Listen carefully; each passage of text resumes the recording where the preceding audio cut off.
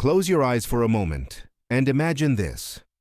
5 years from now, you're sitting in a space you designed, living a life you architected, experiencing a level of freedom you once thought was reserved for other people. Not because you got lucky, not because circumstances changed, but because you became someone different, someone who makes decisions from certainty rather than fear, someone whose internal state of prosperity attracted external wealth like gravity. Now open your eyes. That person? They already exist, not in the future, right now, as a possibility living inside you, waiting for you to make the choices that bring them into reality. Every decision you make today is either collapsing that future into the present or pushing it further away. And here's what nobody tells you about mastery. It's not about acquiring more, it's about becoming more clear, more decisive, more aligned with the truth of who you're capable of being. In video 1, you woke up to the programming that's been running your life. In video 2, you learned how to rewire it. Now, in this final chapter, we're going to talk about what comes next. How to translate transformation into tangible prosperity. How to make decisions that your future self will thank you for. How to build a life where money is no longer an obstacle, but an amplifier of your impact. How to create something that outlasts you.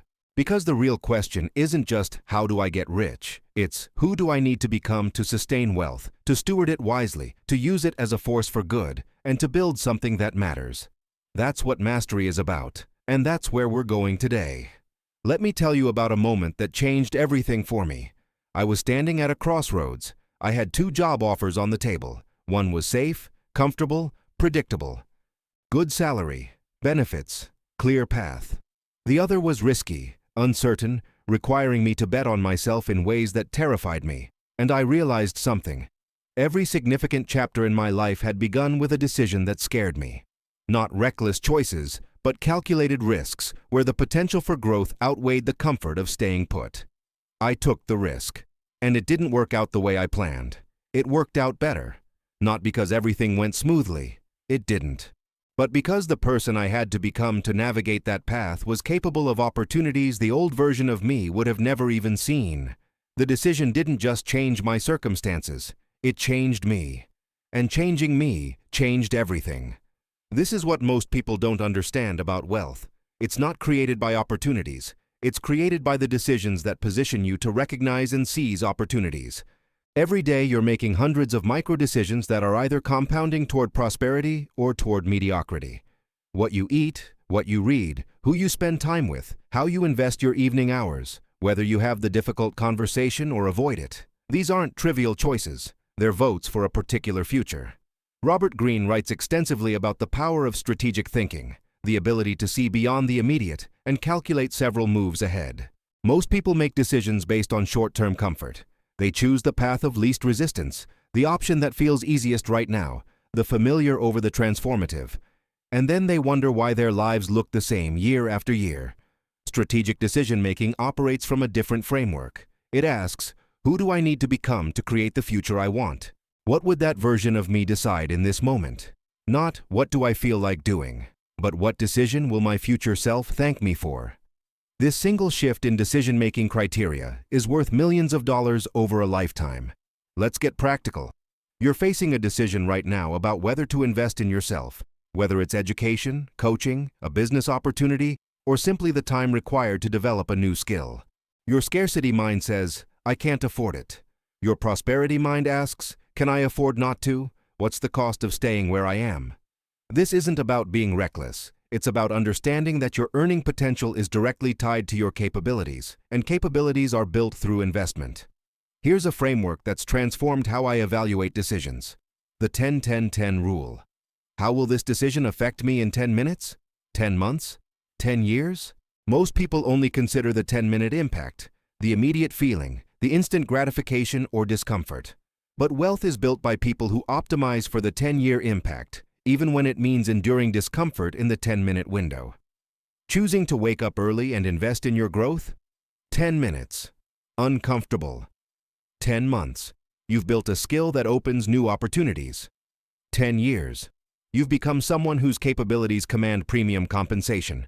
That early wake-up wasn't just about productivity. It was about becoming the type of person who values their future more than their comfort. Now let's talk about money decisions specifically. Most people relate to money from a position of scarcity. How do I hold on to what I have? How do I avoid loss? This creates a defensive, protective relationship with wealth that actually repels opportunity. Prosperity consciousness operates differently. How do I create value? How do I multiply resources? How do I make money work for me instead of me working for money? This shift sounds subtle, but it changes everything. Scarcity asks, can I afford this? Prosperity asks, how can I afford this? What would I need to create or learn to make this possible? Scarcity hoards, prosperity invests, scarcity protects, prosperity expands. And here's the paradox. The more you try to hold on to money from a place of fear, the less it flows to you. But when you relate to money as a tool for creation and contribution, it multiplies. I'm not talking about reckless spending or ignoring financial wisdom. I'm talking about the internal posture you bring to financial decisions. When you're considering an investment, whether in business, education, or assets, fear asks, what if I lose it? Wisdom asks, what's the potential return? What's the downside I can manage? What's the upside I can't afford to miss? These are completely different questions that lead to completely different outcomes. Think about the last major financial decision you made or avoided. What was the internal dialogue? If it was dominated by fear of loss, you were operating from your old programming. If it included calculated assessment of risk and opportunity, you were operating from mastery. The goal isn't to eliminate fear, it's to make decisions while acknowledging fear but not being controlled by it. Here's another critical principle. Your network determines your net worth. Not as a cliché, but as a mathematical reality. The 5 people you spend the most time with shape your beliefs, your standards, your opportunities, and your trajectory. If you're surrounded by people who are comfortable with mediocrity, who complain about circumstances but don't take action, who spend more than they earn and justify it, you will unconsciously adopt those patterns through social osmosis. But if you deliberately position yourself around people who are building, creating, investing, and expanding, their standards become your standards. Their conversations upgrade your thinking. Their problems become more interesting than your excuses. This isn't about abandoning old friends. It's about being intentional about who influences your thinking during your transformation phase. Strategic decision-making also means knowing when to say no. Every opportunity has a cost, the cost of the alternatives you didn't choose. If you say yes to a project that doesn't align with your highest value activities, you're saying no to the project that could have been transformative. If you spend time with people who drain your energy, you're not spending it with people who could catalyze your growth. The art of prosperity isn't just choosing well, it's eliminating everything that doesn't serve your transformation. So here's the practice. Before making any significant decision, pause and ask yourself these questions. Does this align with the person I'm becoming? Will my future self thank me for this choice? What's the 10-year impact?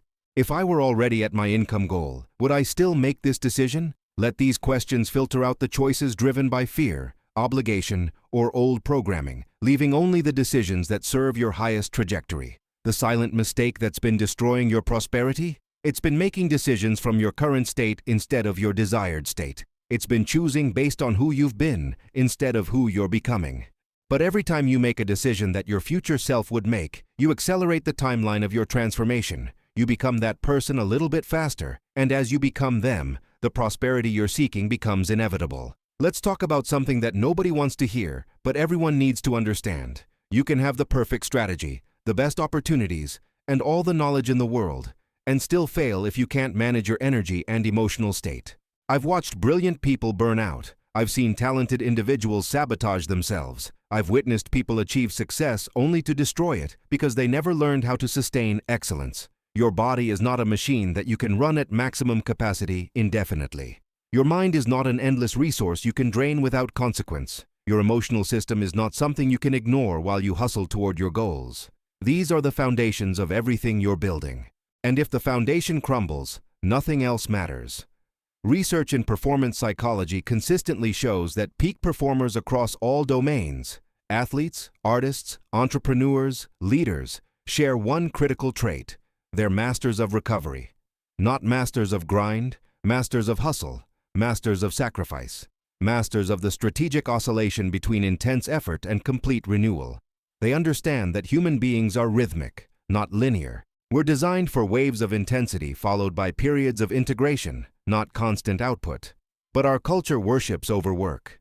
We glorify exhaustion. We wear our depletion like a badge of honor. I only slept 4 hours becomes a status symbol. I haven't taken a vacation in 2 years becomes proof of dedication. I'm always available, always grinding, becomes the standard for success. And then we wonder why anxiety disorders, depression, and health crises are epidemic even among financially successful people. Here's the truth nobody wants to accept. If you're constantly tired, constantly stressed, constantly running on adrenaline and cortisol, you're not building success. You're building a collapse. Your decision-making deteriorates. Your creativity shuts down. Your health degrades. Your relationships suffer. And eventually, your body will force you to stop in ways you didn't choose. Illness, injury, breakdown. The only question is whether you stop intentionally and strategically, or whether your system makes you stop catastrophically. So what does sustainable excellence look like? It starts with the radical idea that rest is productive, that sleep is not wasted time, but the foundation of cognitive performance. That taking a full day off isn't lazy but strategically necessary for maintaining the mental clarity that makes everything else possible. That protecting your evening hours for recovery instead of more work isn't selfish but essential for showing up at your best the next day. Think about your phone. When the battery hits 20%, you charge it. You don't wait until it dies and then complain that it's not working. You don't push it harder when it's depleted and wonder why performance is degrading. You recharge it.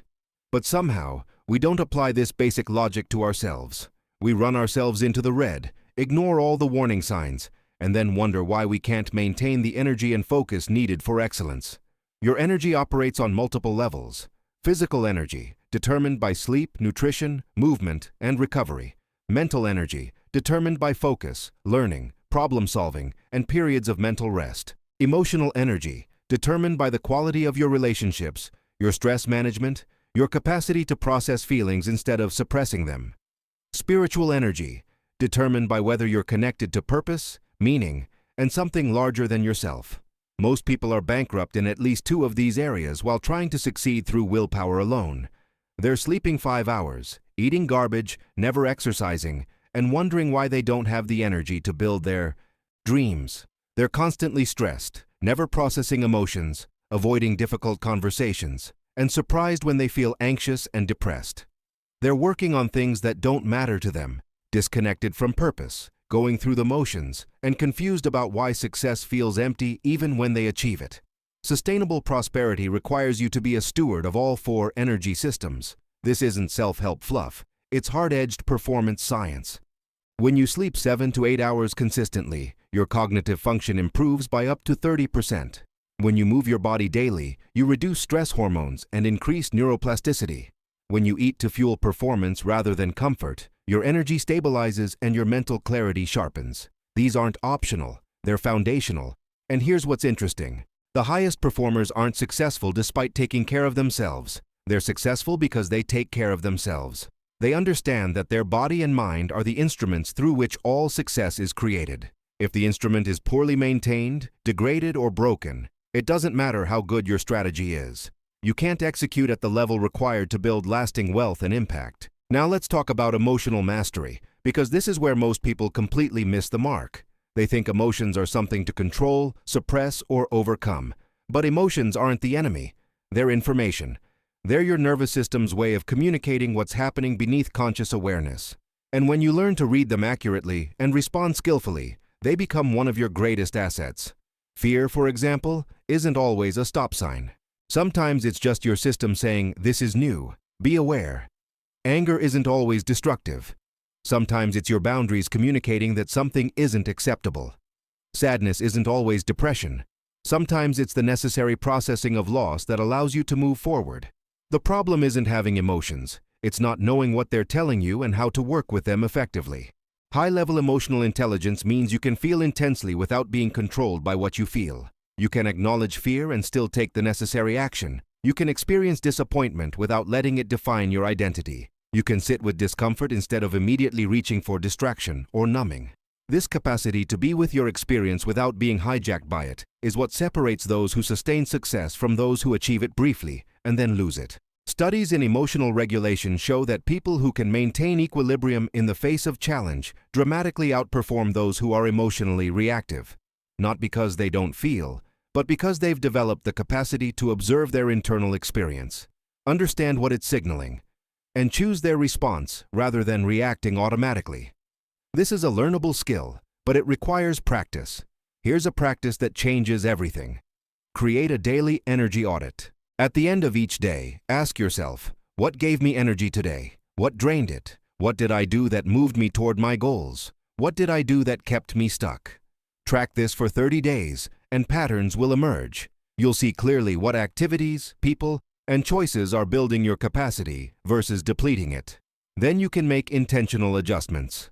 Another practice: protect your morning and evening like they're sacred. The first hour after you wake and the last hour before you sleep determine the quality of your entire day. Morning sets your state, your focus, your intention. Evening allows integration, recovery, and preparation for the next day.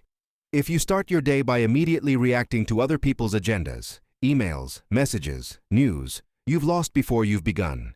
If you end your day by scrolling social media or working until you collapse, you're sabotaging your recovery and setting up tomorrow for depletion. What if you treated yourself like a high-performance athlete treats their body? What if you understood that you are the vehicle through which all your dreams are realized, and that vehicle requires maintenance, fuel, and rest? What if sustainable prosperity wasn't about grinding harder, but about optimizing smarter? What if the answer to doing more wasn't working longer, but recovering better? The transformation you're seeking isn't just about doing different things. It's about becoming someone who can sustain excellence over decades, not just months. Someone whose energy is abundant because they're managing it wisely. Someone whose emotional state is resilient because they've developed the skills to regulate it. Someone who understands that wealth without wellness is just expensive misery, and that true prosperity includes the capacity to enjoy what you've created. We're going to talk about something that might seem premature if you're still struggling financially. But here's what I've learned. People who build lasting wealth don't start with money. They start with vision. They start with a picture of what they want to create that's so compelling, so meaningful, so aligned with who they are at their core, that temporary setbacks become irrelevant. The vision pulls them forward through every obstacle, every doubt, every moment of difficulty. Most people set goals. I want to make $100,000 a year. I want to buy a house. I want to retire comfortably. These are fine starting points, but they're not visions. They're milestones. And milestones alone won't sustain you through the years of building required to create real prosperity. You need something deeper. You need a reason that makes the sacrifice meaningful, the discipline worthwhile, the transformation necessary. So let me ask you, why do you want prosperity? Not surface-level answers like to be comfortable or to not worry about money. Go deeper. What would you do with financial freedom that you can't do now? What impact would you make? What would you create? Who would you become? What would you be able to give that you're currently unable to give?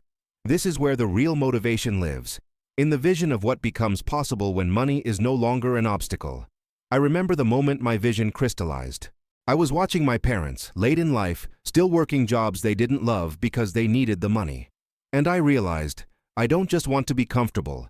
I want to create enough wealth that I can support the people I love so they don't have to sacrifice their remaining years to financial necessity.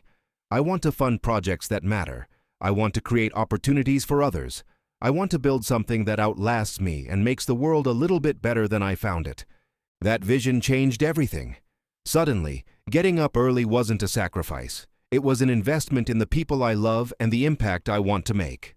Saying no to distractions wasn't deprivation. It was protecting the time needed to build something meaningful. Persisting through setbacks wasn't pointless suffering. It was the price of entry to a life that matters. The vision gave context to the difficulty, and context is what makes hard things bearable. Now think about legacy. Most people never consider this until late in life, but it's actually the most powerful lens for decision-making at any stage. Legacy isn't about monuments or being remembered. It's about what you leave behind. The values you modeled, the people you helped, the problems you solved, the beauty or order you created in a chaotic world. When you're making decisions through the lens of, what kind of legacy am I building? Trivial concerns fall away, and what truly matters becomes clear. Here's a framework that's transformed how I think about prosperity. The 4 levels of wealth. Level 1 is survival, making enough to meet basic needs. Level 2 is comfort, making enough to live without constant financial stress. Level 3 is freedom, making enough that you have choices about how you spend your time and energy. Level 4 is impact, making enough that you can be a force for good beyond just your own life. Most people stop at level 2. They achieve comfort and then plateau because comfort feels like the destination. But comfort without purpose eventually becomes emptiness. You can have a nice house, a decent car, regular vacations, and still feel that quiet desperation that comes from knowing you're capable of more, meant for more, called to more than just personal comfort. Level 4 is where life becomes truly rich, not just financially, but in every way that matters. When you're creating value that serves others. When you're solving problems that make a difference. When you're building something that contributes to a world beyond your immediate needs. This is where prosperity stops being about you and becomes about what flows through you to others. And paradoxically, this is often where financial wealth accelerates, because value that serves others gets compensated accordingly. But here's what's crucial to understand. You don't have to wait until you're wealthy to start thinking and acting from level 4 consciousness. You can start right now by asking, how can I create more value than I capture?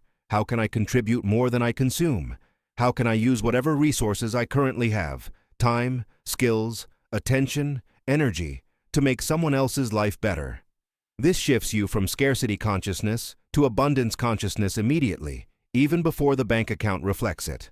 Vision and legacy aren't separate from your daily actions. They're what give your daily actions meaning. When you're building a business, you're not just making money, you're creating something that solves real problems for real people. When you're investing in your development, you're not just improving yourself, you're increasing your capacity to serve at a higher level. When you're being disciplined with your time and energy, you're not just being productive, you're stewarding the resources required to fulfill your vision. Now I want you to do something. Take a moment and imagine you're 90 years old, looking back on your life. What would you want to be true? What would you want to have built? What would you want people to say about who you were and what you contributed? What regrets do you want to avoid? This isn't morbid. It's clarifying. Because when you see your life from the end, what matters and what doesn't becomes immediately obvious. From that perspective, will you regret not buying the nicer car or not taking the risk that could have changed everything? Will you regret not being comfortable enough or not being brave enough? Will you wish you'd worried less about what people thought or taken more chances on becoming who you were meant to be? Will you wish you'd accumulated more stuff or created more meaning?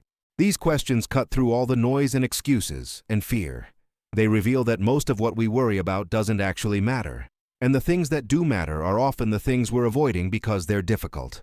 The uncomfortable conversations, the bold decisions, the investments in growth that feel risky, the commitment to excellence when mediocrity would be easier, the choice to build something meaningful instead of just something comfortable.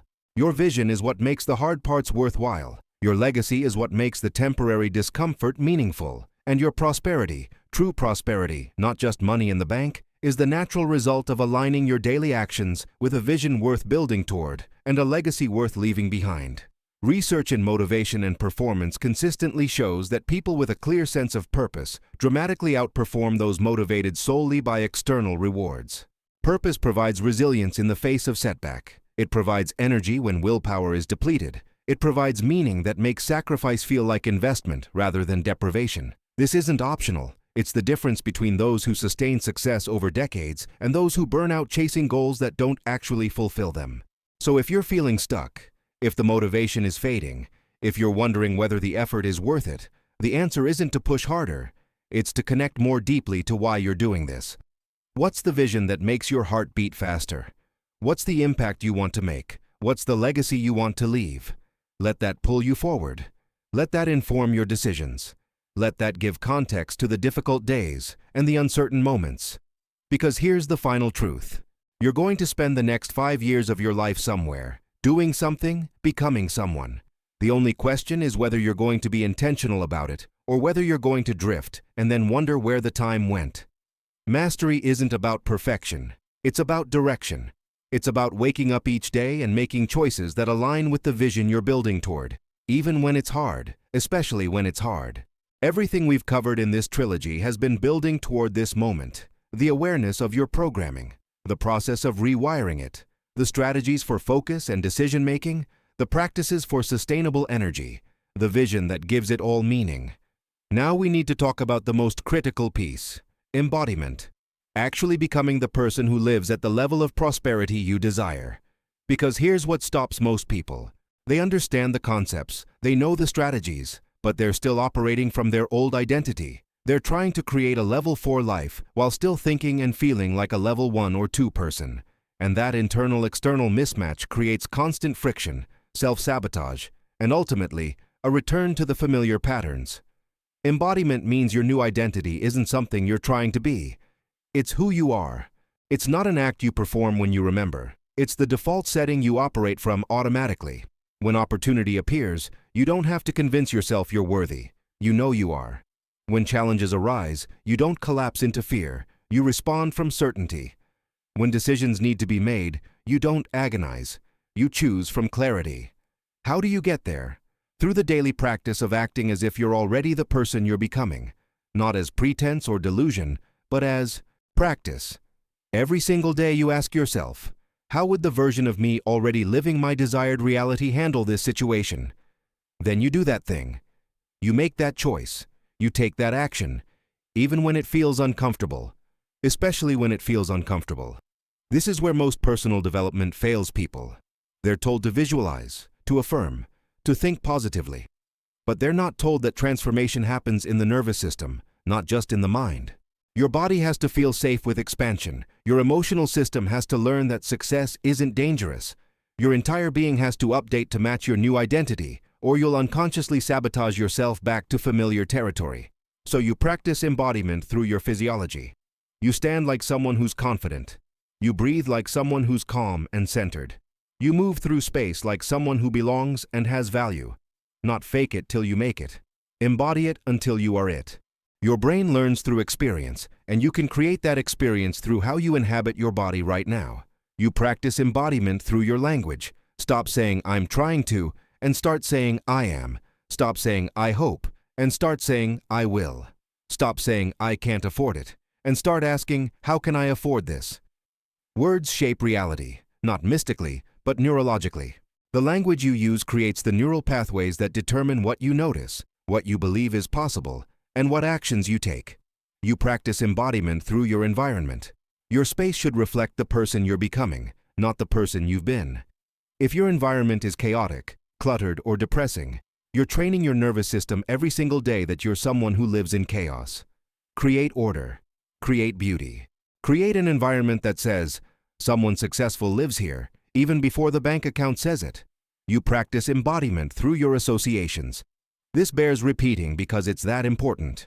You cannot maintain a new identity while surrounding yourself with people who expect you to stay the same. If everyone around you is comfortable with mediocrity, your nervous system will constantly pull you back to match their expectations.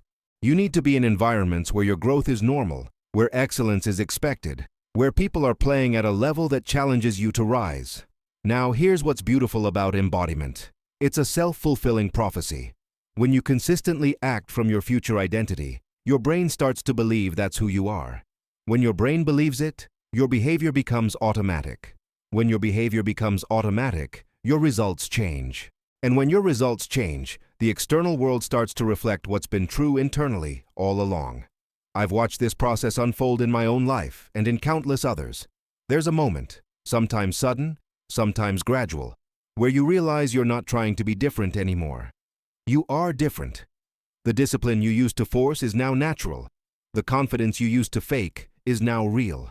The prosperity consciousness you were practicing has become your default way of being. You've crossed the threshold from transformation into mastery. But here's what's critical to understand. Mastery isn't a destination where you arrive and then coast. Mastery is a practice you commit to for life. It's the ongoing choice to grow, to evolve, to expand, to never settle for who you are today when you could become someone even more capable tomorrow.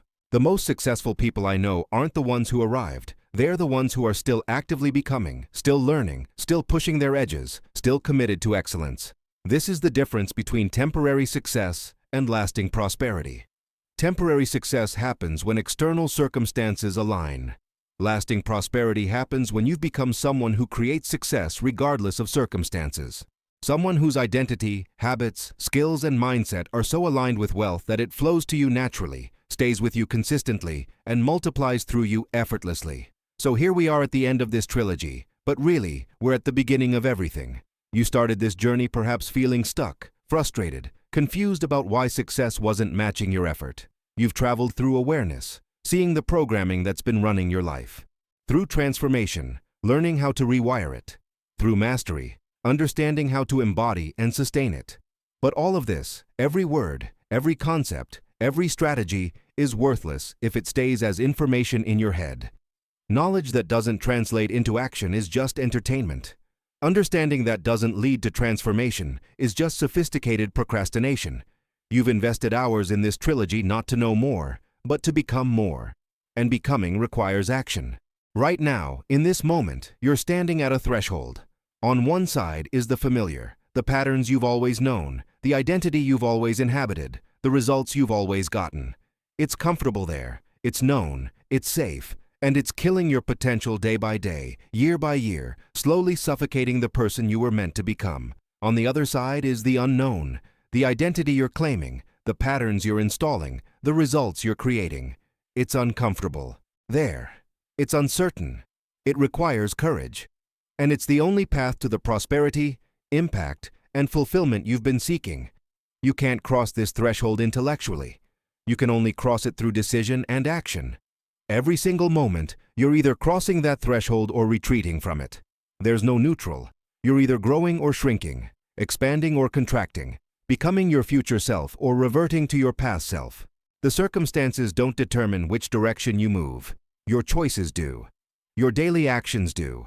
Your commitment to the vision you've claimed does. Think about everything you've learned in these 3 videos. The mental reset that begins with recognizing your limiting beliefs and choosing new ones. The discipline to do what your future self would do, even when your current self wants comfort. The clarity that comes from knowing your vision and letting it guide your decisions. The inner strength that comes from managing your energy and emotional state masterfully. The prosperity consciousness that understands wealth is first internal, then external. These aren't theories to ponder, they're tools to use, frameworks to apply, practices to implement starting today, starting now, starting with the very next decision you make. Will you choose the comfortable option or the growth option? Will you spend this evening in distraction or in development? Will you have the difficult conversation or avoid it? Will you invest in yourself or make another excuse? Your future is being created right now through 1,000 small choices that seem insignificant but compound into everything. The wealthy understand this. They know that every dollar saved and invested, every hour spent learning, every relationship cultivated, every habit reinforced is a brick in the cathedral they're building. They're not looking for the one big break. They're making 1,000 small right choices that add up to breakthrough results. And here's what I need you to understand. You are capable of this. Not someday when you're more ready, more prepared, more deserving. Right now. Today. With exactly who you are and what you have. The prosperity you desire isn't reserved for people smarter than you, more talented than you, more connected than you. It's available to people who decide to become the type of person who creates it. That decision isn't a feeling, it's a commitment. It's saying, I will do what it takes, for as long as it takes, to become who I need to be, to create what I want to create. Not, I'll try. Not, I hope. Not, if circumstances are right, but I will. This is the declaration that changes everything. This is the moment when intention becomes inevitable outcome. Look at where you were when you started video 1. Look at where you are now. You're not the same person. Something has shifted. You see more clearly. You understand more deeply. You're more equipped than you were. And you'll be even more equipped tomorrow if you take action today. This is how transformation works, through consistent daily practice that gradually becomes who you are. The trilogy is complete, but your journey is just beginning. You have the map, awareness, process, and mastery. You have the tools, decision-making frameworks, energy management practices, embodiment strategies. You have the vision, a life of prosperity, impact, and legacy. Now you need to walk the path. And the first step is always the same. Declare your commitment. So here's what I'm asking you to do. In the comments below, I want you to make a declaration. Not a wish, not a hope, not a goal. a declaration of who you are becoming and the commitment you're making to that transformation. Make it powerful. Make it specific. Make it public. Because when you declare something in front of a community, you activate accountability. You create momentum. You turn intention into reality. Say something like, I am becoming someone who manages money wisely and creates multiple income streams. Or, I am becoming someone who invests in growth even when it's uncomfortable. Or, I am becoming someone whose discipline matches my dreams. Whatever it is for you, declare it. Your word is your first contract with your future self. And let me be clear about what happens next. The path won't be linear. You'll have days of clarity and days of confusion, moments of breakthrough and moments of doubt. Times when you're aligned and times when you fall back into old patterns. This is normal. This is expected. This is part of the process. Mastery isn't about perfection. It's about returning to the practice again and again, especially when you fall off. The difference between people who transform and people who stay stuck isn't that the successful ones don't struggle. It's that they don't quit when they do. They stumble and get back up. They have setbacks and learn from them. They face obstacles and find ways around them. They stay committed to the vision even when the path is unclear. This is what separates mastery from mediocrity. Your mental reset begins now. Your discipline starts today. Your clarity comes through action. Your inner strength builds through practice. Your prosperity manifests through becoming. Everything you've learned, everything you've understood, everything you've glimpsed about your potential, it all becomes real through the choices you make from this moment forward. This channel exists for your